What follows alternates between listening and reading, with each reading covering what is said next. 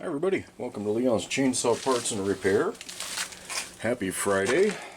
You'll have to excuse my voice.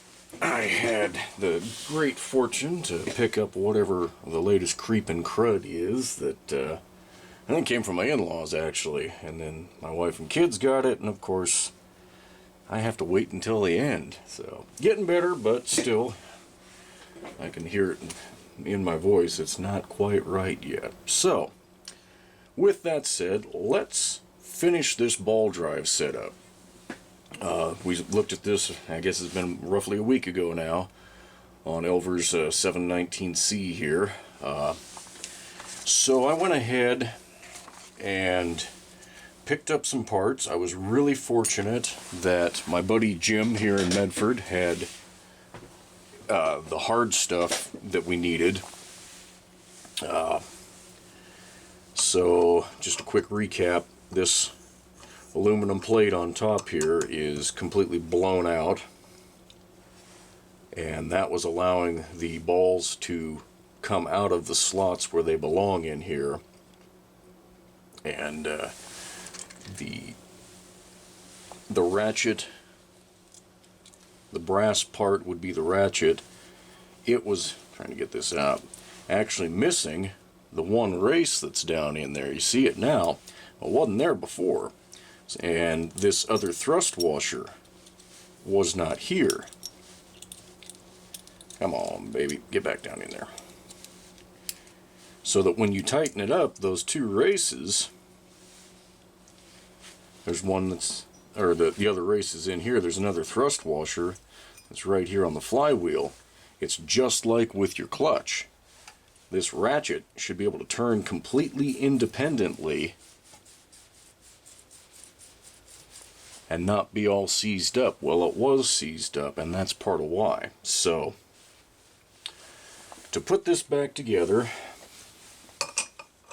and do it right, which is of course exactly what we're aiming for, I think what we're going to have to do is get that, well, we definitely need to get that plate loose again. I just want to see. Now, it will slip over these screws. So, that's going to actually help us. I might actually learn something here. A better way of doing this than maybe I've done in the past.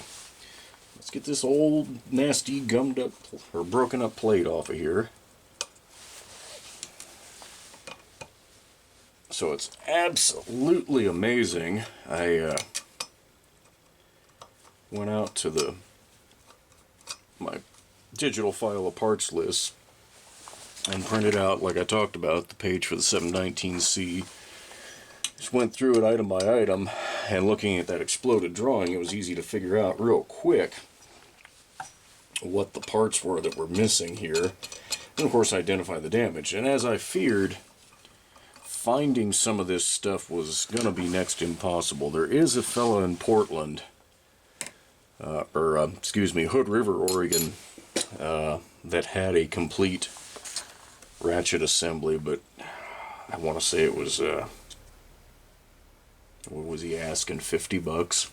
Yeah, I think it was 50 bucks, and I'm going, that's a little rough. It's a little rough. I'm not going to go that far. I want to try this first, so we're going to. So, this ratchet, the brass piece, comes all the way up into here. You can see where it ends in there. And then it's held in place with this set screw right here. And I don't think there's any rhyme or reason to the clock position of this. I don't want to take it off, but I think, and this is just, again, I think, you could take that loose, set this ratchet down into place, set those balls in place, then your aluminum plate goes down, because that's what retains this ratchet. See how it has the notches up here at the very tippy top? That is supposed to prevent it from pulling up and letting those balls fall down and go out of place here. This one is all torn up and worn out. This brand new one that I got from Jim, see how it will not slide over here? it's got to be, well, hell, I just answered my own question. I have to do it that way. That's the only way to get it on there. Okay. Love those moments of realization. Now that's one point where, yeah, that torn up. I don't know how this is going to go. I'll just say that right now. I don't know how it's going to go. But I'm going to get those two races out. They slide out.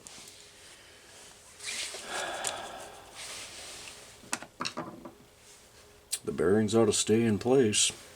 Okay, that is just a baby Allen. Let's see if I guessed right the first time around. I did. And it didn't strip. So there you go.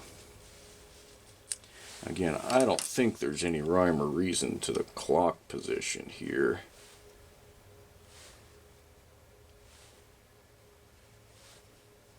But I wonder why that's sticking. There's already a mark on the brass in there that I can use as a reference point.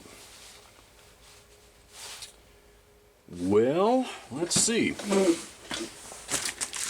I'm going to try driving this out carefully with just a socket. And if this doesn't get me anywhere fast, we'll go to plan B. I don't think it can be in there that tight.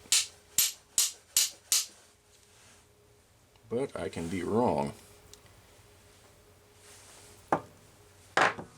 Wonder what the chances are that the set screw goes through a groove in the side of that. I really don't know. I don't think I've taken one of these apart all the way.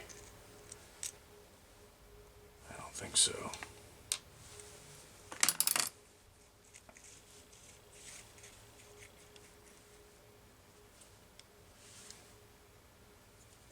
I wonder what the hell is actually holding that in place. Oh, there we go. I don't want to jack this up. Sorry, I know I was out of frame there. I'm prying underneath here, and she's starting to come. There we go. Oh, Lord. Oh, there is a groove. Okay. I'll show you some. Oh, there we go. Hey, there's the groove that clamp screw goes into. That's how you get your depth proper on this. Okay. Enough babbling. That confirms it. To get that collar, this aluminum collar off, you do have to get the screw all the way out.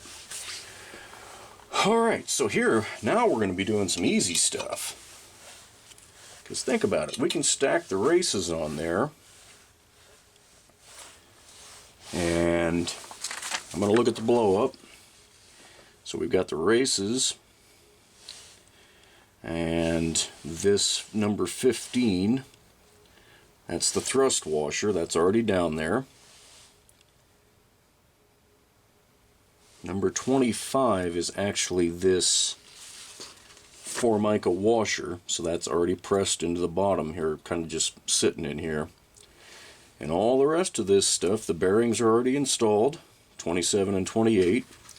What is 26? Garlock seal. That's right up there.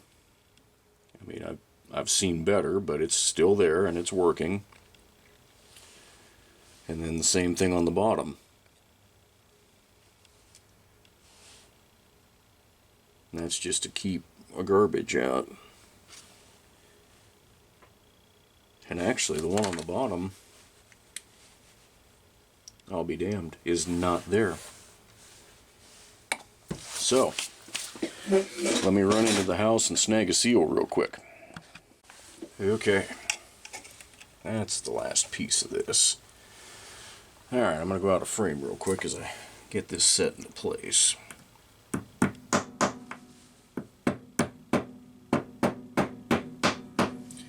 God only knows why that's missing. Okay, there we go. We see it's pressed in there just fine. So I'll get the Formica washer back in. There we go. Now we're going to set this down into place. Okay. I'll be dipped. That's going to be pretty easy, I think. If I've done everything right. Which I suppose is always a big if. But I can see that these ridges are sitting slightly lower than the base here of the ball drive. So, we're in good shape. We're definitely in good shape. The one thing I want to do, and I should have done before I pushed that down, get one of these races back out. I want to get a little bit of oil in here. It's not dry by any stretch of the imagination, but in reality, when's the next time that this thing is going to be apart? With any luck, never. Because I don't think Elvir is going to use it a hell of a lot. I think it's one of those things that get it running, and it's a conversation piece, fire it up at a get-together or something, and most of the time it's going to be just a really neat fireplace piece. Okay. Just some regular old oil, and boom, we're in place. So now, man, this is going to be so easy. We are going to secure the base first and just get that out of the way. That way we don't have any little accidents down the road.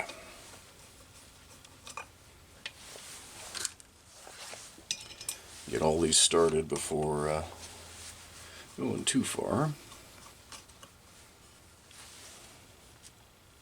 God, it's great compression. Love it. And where? There it is.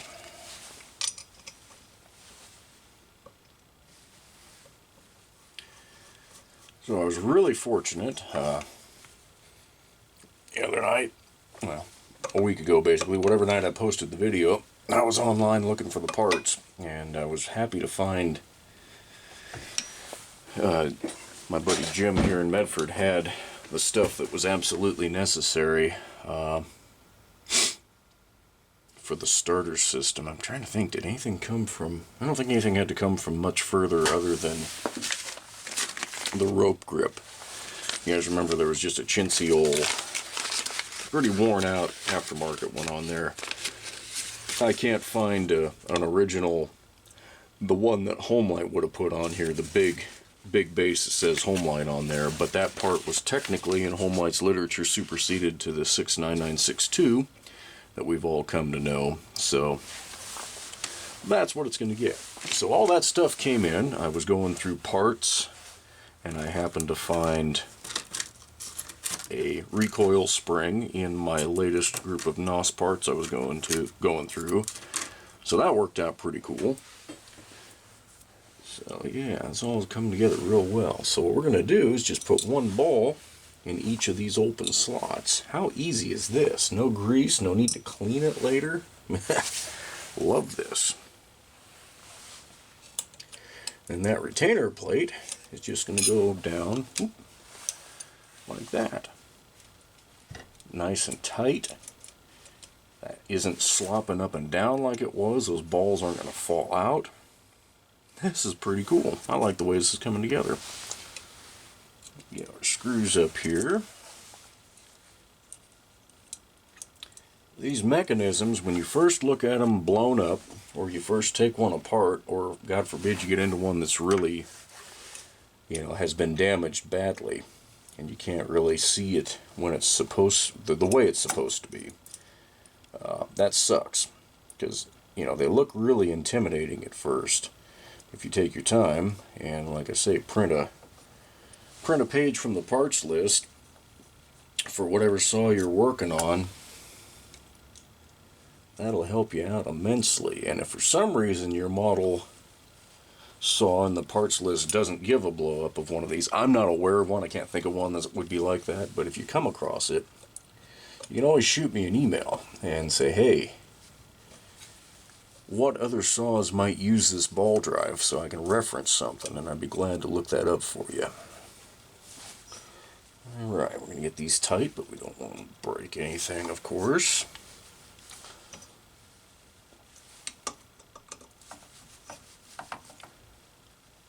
Okay. Now, we need to get our old pal starter on here. Now, it looks like that goes all the way down to the base. So that's where I'm going to start out. Yeah, judging by the grease marks there and the wear marks, that's exactly where it goes. So as long as that screw goes in, you're in the right spot, because that groove that's cut there won't allow it, or if you're not in that groove, you will not get through. So this is a clamp, so you want to get it good and tight, but it is aluminum, so you don't want to reef it. The idea is to clamp it to the starter ratchet, the brass, and that's it. That's good enough. Now look at that. That's operating the way it should. It's locking because this cranks counterclockwise, and then boom. So the last real piece to our story here. We'll get the thrust washer in there. There's an aluminum washer, the lock washer, and then the big nut. So if we can get that all tightened down, and this still is acting the way it should, then we've achieved something. And I'm confident that it's going to work.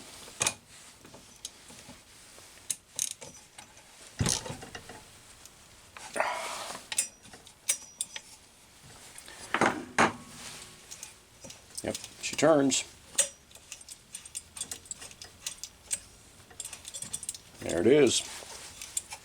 That should be just fine. Just fine.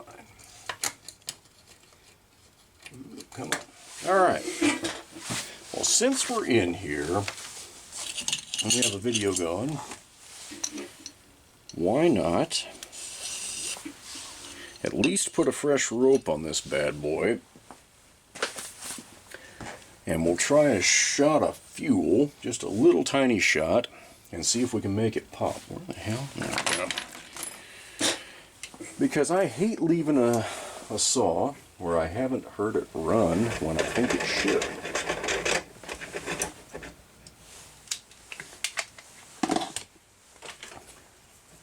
So I've mentioned my buddy Jim a couple times in this video.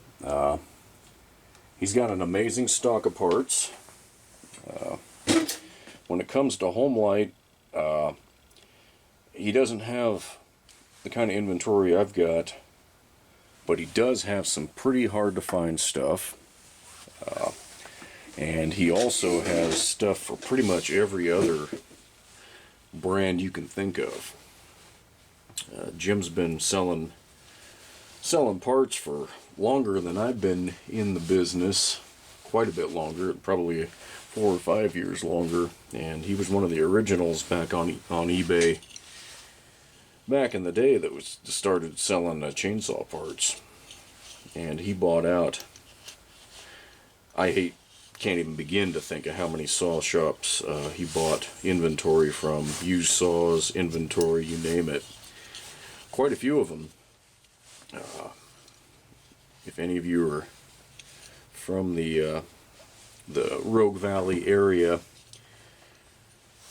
you remember Wolford's Power Equipment, and that is one of the ones that an awful lot of the inventory that they had now resides with Jim. God, I didn't print this part of the IPL, but I'm still not convinced it needs all these damn shims under here.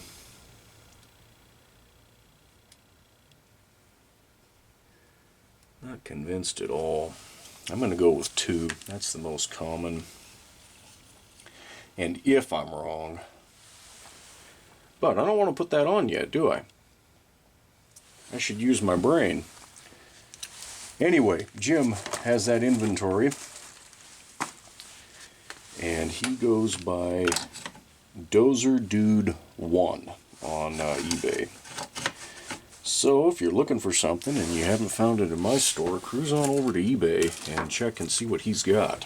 His odds are pretty good that they'll have what you're looking for.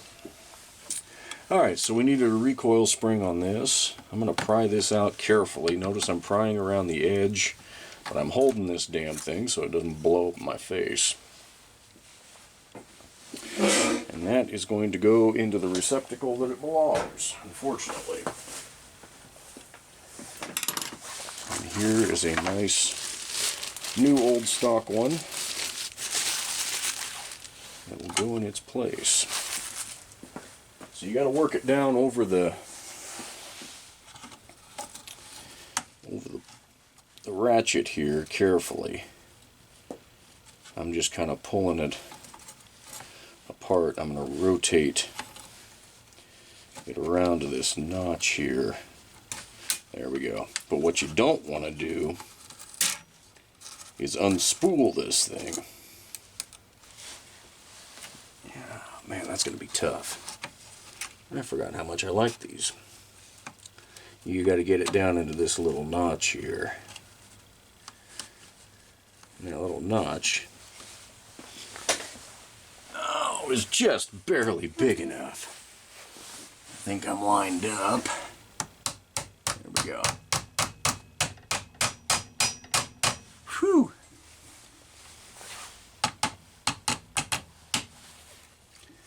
That should allow us to have a recoil. And look at that, she's trying to spin the housing around. So that's good.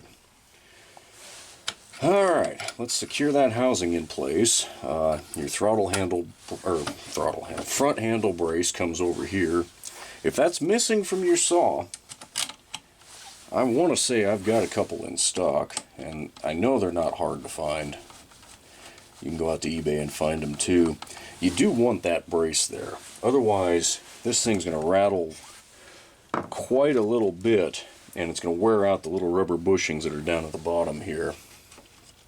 I guess I shouldn't call them little. They're basically what look like 3/4 heater hose split, but that is what Homelite put there from the factory to kind of cushion these saws just a little bit. I don't know. I'm honestly too young to know when the white knuckle vibration, related problems were first noticed with chainsaws. But I'm going to guess it was pretty early on that vibration was an issue, because this model can't be more than about a 56 or 57. And that rubber mount's only there for one reason, and that's to reduce vibration.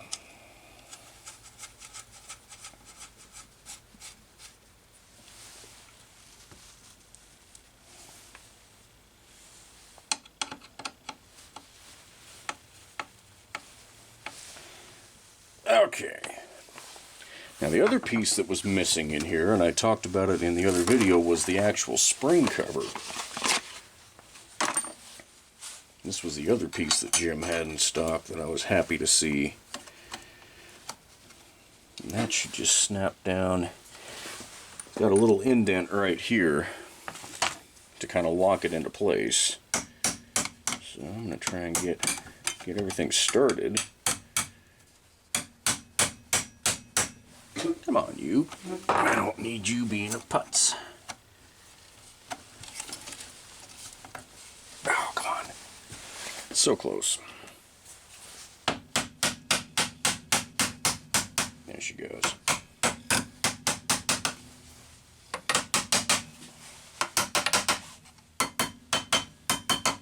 Okay. We're getting close.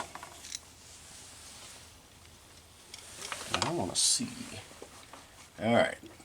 So that does rub just a smidge without these spacers.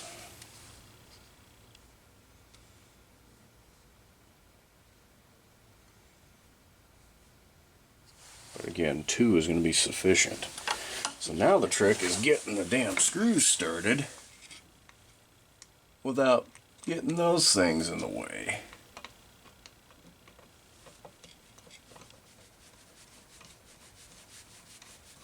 And this screw I'm working on is not the right one. It's the right thread. But it's not the right screw.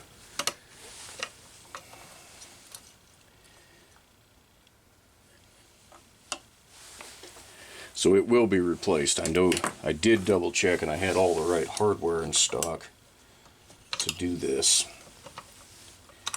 I tell you, I personally am most frustrated when I don't have the right screws, because you're trying to put back together maybe a newly painted saw that you spent oodles of time on,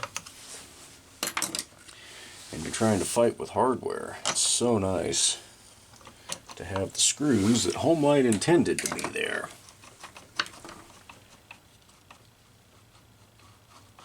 I'll be damned. That might still rub. Alright, I'll stick with what was there. I have a sneaking suspicion that these pulleys had quite a bit of variance from the factory. Most of the times when you look at an IPL at the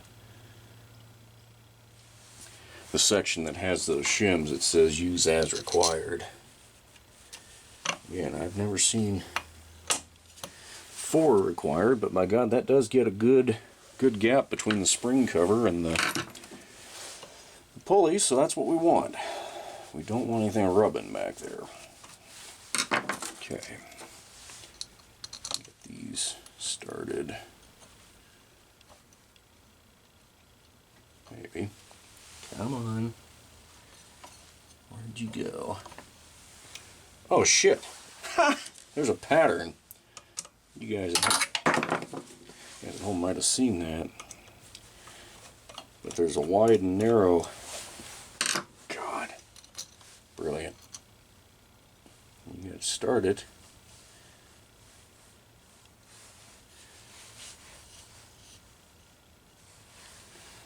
Yeah, I was 180 off. Try this again. I wonder why that is. Why in the world would it matter which direction that pulley was on here? Suppose there was a reason.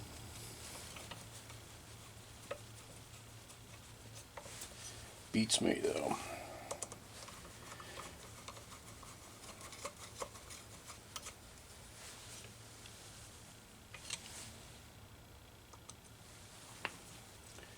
So I was going through some stuff the other day out here in the shop, just looking for something, and I came across a matchbook that, of all places, I think I kept it in my old '65 Chevy that I, of course, was the family truck that I got from my dad when he bought his new, at the time, 2001 Chevy Silverado. Let's get some spring tension on this thing.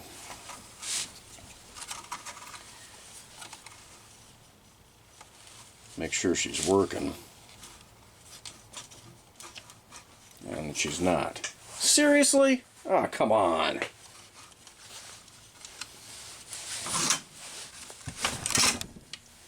Why? That doesn't make any sense to me.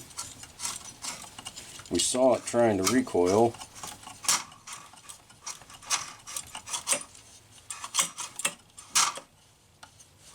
Why isn't it, Well, that sucks. Shoot. I wonder if I put that spring in upside down. I thought I was careful. But maybe that was part of the problem.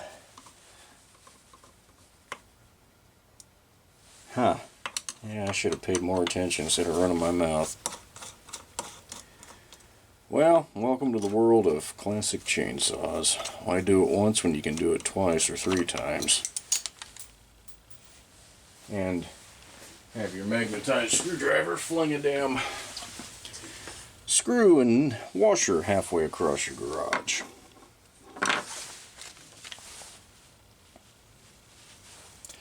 Hopefully we can leave the bracket in place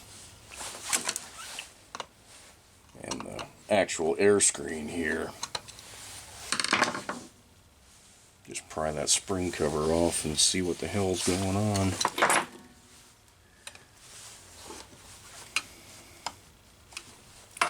So this is where you gotta be try not to damage your air screen too much.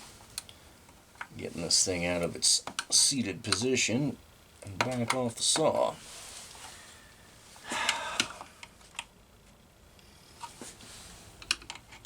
So if you've got a freshly painted saw, what I'm doing right now is not what you want to be doing.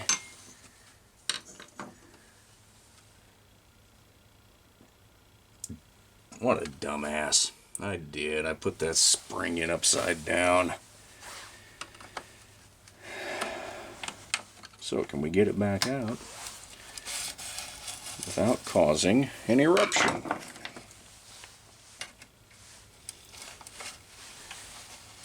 Come on, you.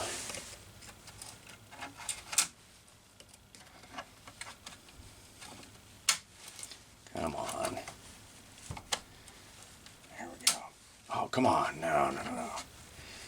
Trying not to bend this at all. And it's difficult.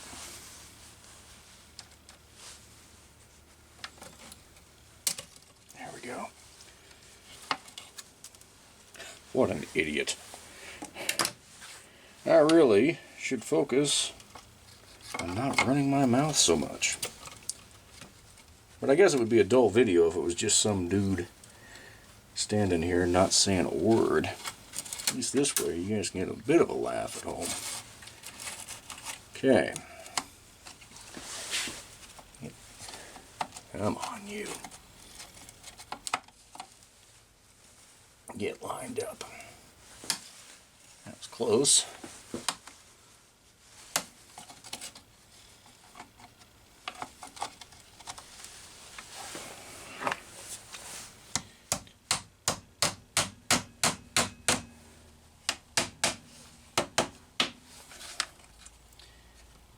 I want to see that spring grip where it's supposed to. It's not there yet.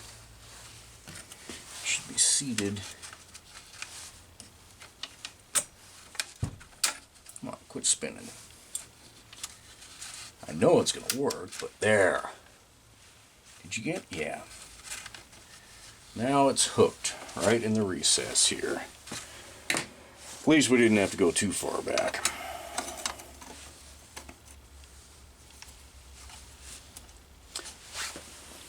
All right.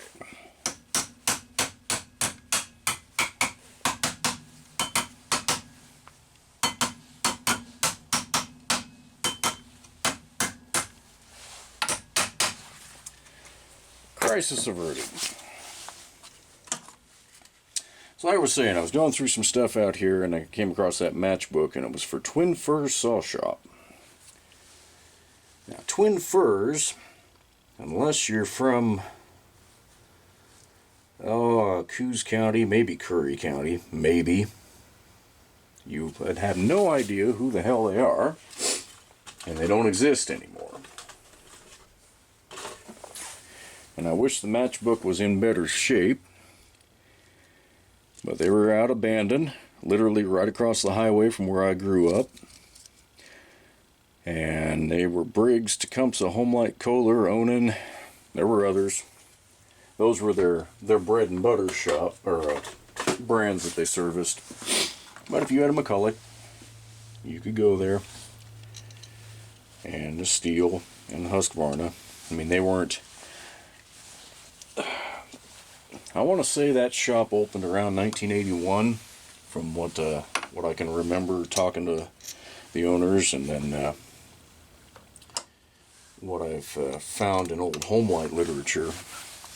And they closed, and I was through college. I want to say they closed in around 2005, maybe 2006. And did see a newspaper, or I think I did it again. This isn't clocked quite right on there. Saw a newspaper article, I don't know, 2-3 years ago, I guess it's been now, that Leroy had passed away. He was the co-owner. He and his wife Margie ran the business, and they both did repairs.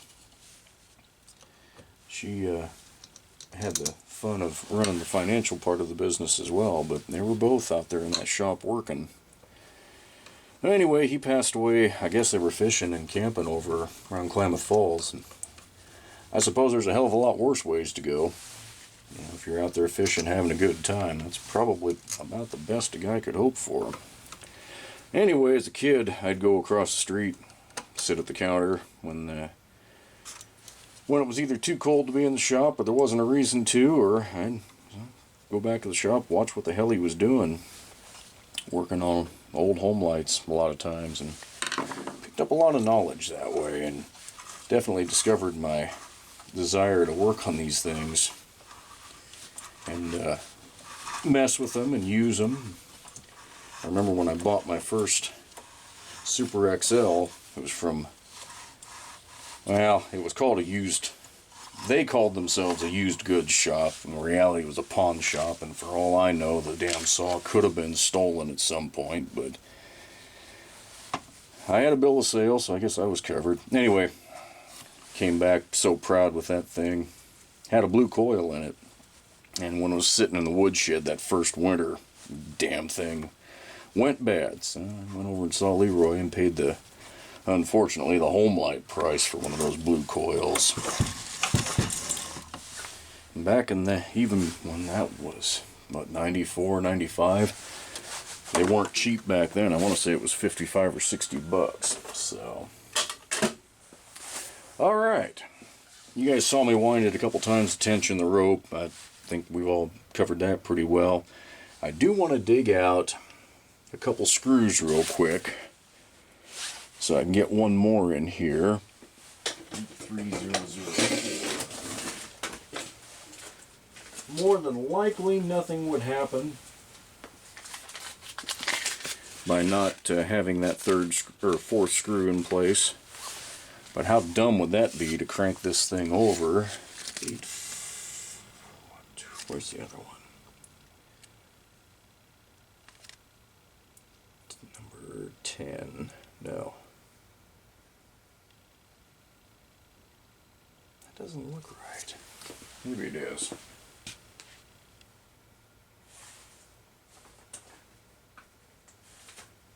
I would hate to do damage to a saw just because of stupidity. Where the hell? Number 6. 80173.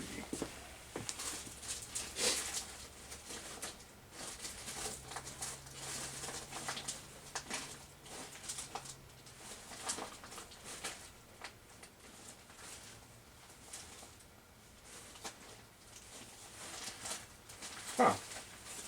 Oh, my filing system has failed me there. That is supposed... No, it's not number 6.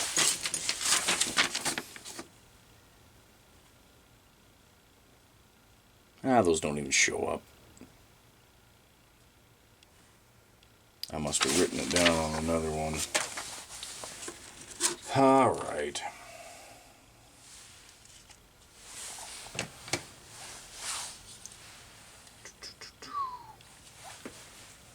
We'll go to plan B real quick.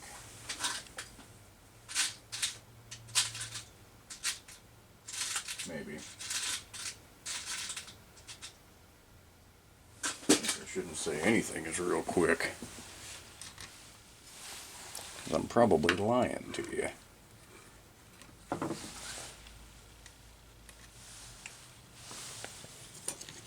Fit.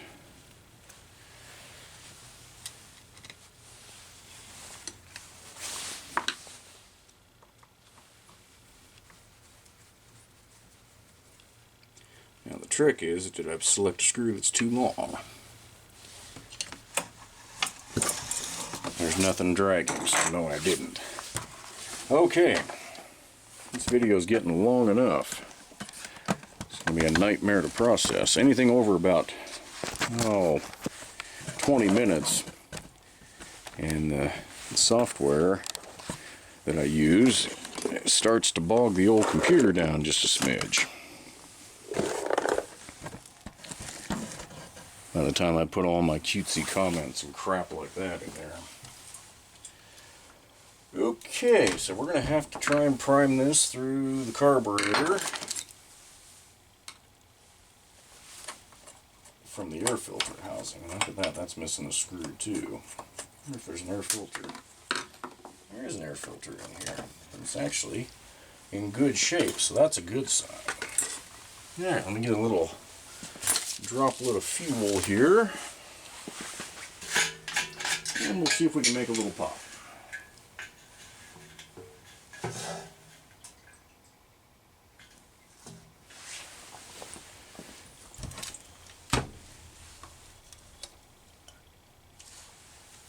Well, we'll see if that was enough. Cross your fingers. I haven't even checked for spark. I'm just assuming that we have spark. Boom! Good enough. Okay, so that was part 2 of starter ball drive repair, and you got to see me make a nice mistake by putting the recoil spring in upside down. Hopefully that'll prevent you guys from making the same mistake. So I guess the moral of the story is don't be running your mouth when you should be paying attention to what you're doing. But it works. It recoils properly. We know she's got good spark because it just fired on a prime of fuel. So next step will be to get this carburetor apart, get a carb kit in it, put a new fuel hose on here, and get it assembled so that the trigger will properly actuate. I'll probably do that off camera, hopefully tomorrow. Hopefully I'll still be feeling on the mend, and get that going, and we'll come back for a test run.